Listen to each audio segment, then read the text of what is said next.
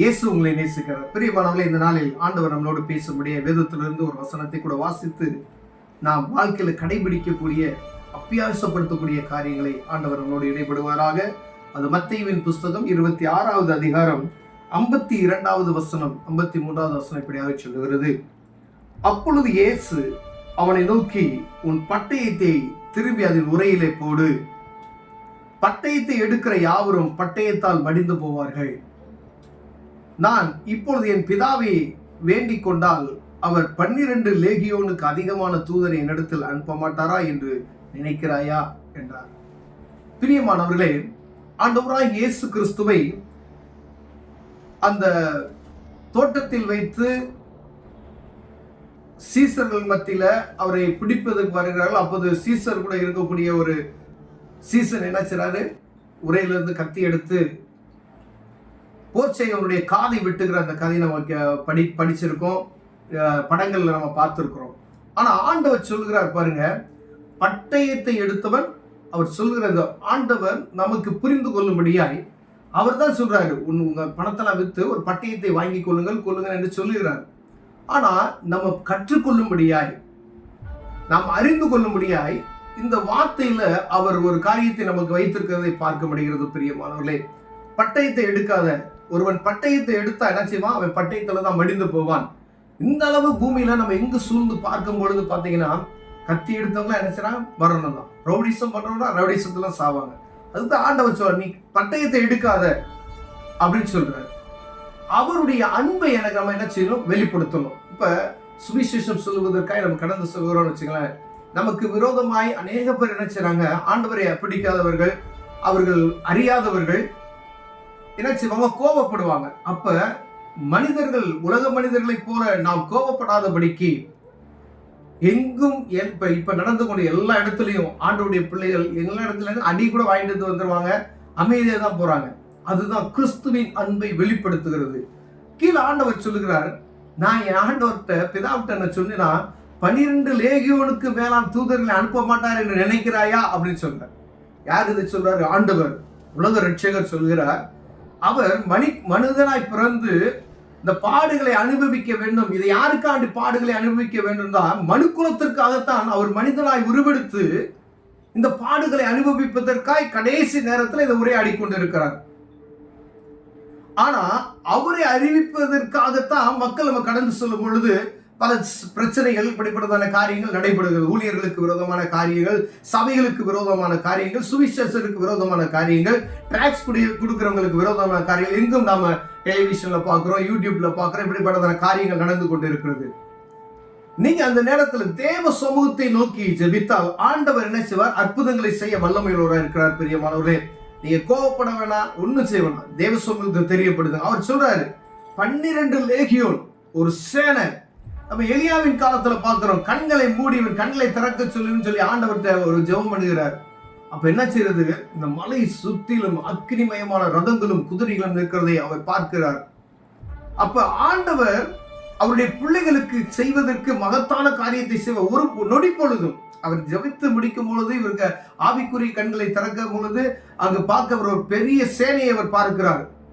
அப்போ அப்படி அவர் நடுங்குகிறார். அப்ப பாருங்க, ஆண்டவரால் முடியாதது ஒன்றும் இல்லை. ஆண்டவர் இந்த இடத்துல சொல்றாரு, கோபப்படாதீங்க. கிறிஸ்து நமக்கு வழி வைத்து போன பாதைகளை, நமக்கு கற்றுக் கொடுத்த அன்பின் சுவிசேஷத்தை அப்படியே பிரதிபலிக்கணும். அதுதான் நமக்கு கற்றுக் கொடுத்திருக்கிறார்.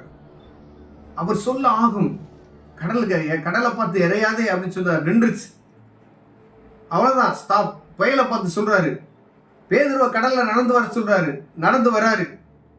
அவர் நடந்து போறாரு, குருடனை எழுப்புகிறார், மரித்தோனை உயிரோடு எழுப்புகிறார். அவர் சர்வ வல்லமையுள்ள தேவன், அவரால் எல்லாம் செய்யக்கூடும். ஆனா நீ என்ன செய்யாத, பட்டயத்தை எடுக்காத. அநேகர் என்ன செய்யறாங்க, வீராப்புல நான் அப்படி பண்ணிடுவேன், இப்படி பண்ணிடுவேன், அடிதடிதான், இந்த காரியம் தான் நமக்கு இதுக்கு தான் சரியாகும் அப்படின்னு நினைக்கிறாங்க. அன்பு சகோதரனே, சகோதரியே, என்னைக்குமே வாக்குவாதங்களோ சண்டைகளோ மனிதனுக்கு சமாதானத்தை ஒரு நாளும் உண்டாக்காது. நீங்க அமைதியெல்லாம் பேசி ஆண்டவருடைய அன்பை அவர்களுக்கு சொல்லுவீர்கள், ஆனால் அவர்கள் புரிந்து கொள்வார்கள். பிரியமானவர்கள், அதுவே பெரியதான ஒரு காரியம். இந்த உலகத்துல அன்பை விட ஒரு பெரிதான காரியம் எதுவுமே கிடையாது. ஆண்டவருடைய அன்பு அவ்வளவு மகிமையானது, இன்பமானது. அதுக்கு தான் ஆண்டவர் அவரை முன்மாதிரியாக நம்ம பிரதிபலித்து வைத்திருக்க போயிருக்கிறார். பிரியமானவர்களே, நம்ம ஒவ்வொருவரும் நமக்கு செய்ய வேண்டியது பிறருக்கு இயேசு கிறிஸ்துவின் அன்பை வெளிப்படுத்தணும். ஃபர்ஸ்ட் நம்ம கிறிஸ்துவின் அன்பை வெளிப்படுத்தணும். என் கூட ஒரு சகோதரர் இருந்தார். அவர் என்ன செய்வாரு, அவர் எப்பயுமே ஒரு துடிப்பான ஆளு. எடுத்ததுமே என்ன செய்வாரு, அப்படியா சொல்லி ஏதாவது முரட்டுத்தனமாக சுவிசேஷத்தை சொல்வார். ஆனா அவர் அப்படி விரும்புகிறதில்ல. அவங்க நம்முடைய ஜென்ம சுவாவத்தை மாற்றி கிறிஸ்துவின் சாயல் இடத்துலாய் வர வேண்டும். நான் ஒரு முரட்டாட்டமான மனிதன். நான் உலகத்துக்குள்ள இருக்கும் பொழுது நான் முரட்டாட்ட மனிதன். ஆனால் ஆண்டவர் விரும்புகிறது என்ன, அந்த முரட்டாட்டமான மனிதனுக்குள் இருந்து இயேசு கிறிஸ்து வெளிப்பட வேண்டும். அதுதான் ஆண்டவர் விரும்புகிறார்.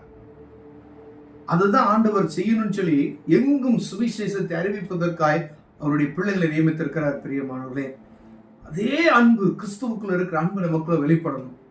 அதே போல எங்கு சமாதானத்தை கெடுக்கிறது, அடிதடி இப்படி போய்கொண்டு இருக்கிற எல்லாரையும் ஆண்டவர் சொல்லுகிறதாவது, நீங்க சமாதானத்துக்கான வாசல்களை தேடுங்க. பட்டயத்தை ஒரு நாள் கையில் எடுக்காதீங்க, தடியை எடுக்காதீங்க. சண்டை தான் நமக்கு முடிவுன்னு நினைச்சிடாதீங்க. இயேசு கிறிஸ்துவை நோக்கி நீங்கள் பார்க்கும் பொழுது அவர் அற்புதங்களை செய்ய வல்லமையுள்ளவர். செங்கடலை இரண்டாக பிளக்க வல்லமையுள்ள தேவன் என்பதை மறந்து போய் விடாதீர்கள். அவர் ஒரு நொடி பொழுது சொல்றார், 12 லேகியோன், 1000 சேனைகளை உருவாக்க ஒரு நொடி பொழுது என்னால முடியும், தூதர்களை அனுப்ப முடியும் அப்படின்னு சொல்றார். உங்களோடு இருக்கிறவர் எப்படிப்பட்டவர் என்பதை நீங்கள் புரிந்து கொண்டு அவர் சமூகத்துல எப்பொழுதும் அவரையே நோக்கி பாருங்கள். சமாதானம், அந்த சண்டை சச்சரவுகள் இப்படிப்பட்டதான காரியத்தில் ஈடுபடாதபடிக்கு எப்பொழுதும் சர்ச்சுக்குள்ள சண்டை, வெளியே போனாலும் சண்டை, அந்த மாதிரி காரியத்தில் ஈடுபடாதீங்க. ஜெபம் பண்ணுங்க. எல்லாத்துக்கும் ஒரே ஒரு தீர்வு ஜெபம் மாத்திரம்தான்.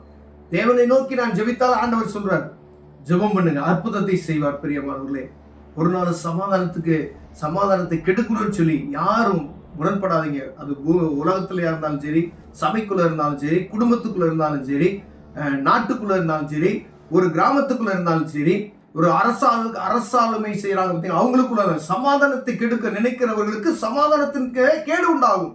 பட்டயத்தை எடுத்தனா பட்டயத்துல தான் மடிந்து போவேன் என்று ஆண்டவர் சொல்கிறார். நீ சமாதானத்துக்கு விரோதமாய் ஒரு விதையை விதைச்சேன்னா அது உனக்கே அது மீண்டுமாய் வந்துவிடும்.